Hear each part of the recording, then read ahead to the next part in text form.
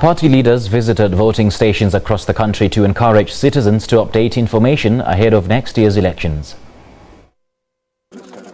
In the Eastern Cape, it was another slow day for voter registrations. DA leader Musa Memani was in the metro. Over 9 million people are unemployed, of which 2/3 are young people. It ought to be something that should say to us, we need change. We need a government that will bring capability. Meanwhile, a similar call from the United Democratic Movement. Leader Bantu Holomisa urged voters to choose the party they think will take the country forward.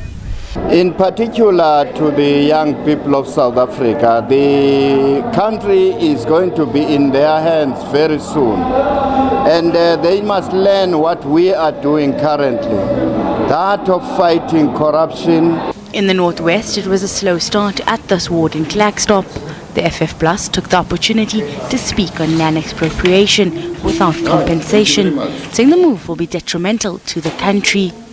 We saw yesterday that there was land invasion in South Africa already taking place around about Tshwane. So if people are worried about that and they want to change in a democratic way the situation, then they have to go and register. The National Freedom Party urged youth in Komashu and Mlazi townships to register.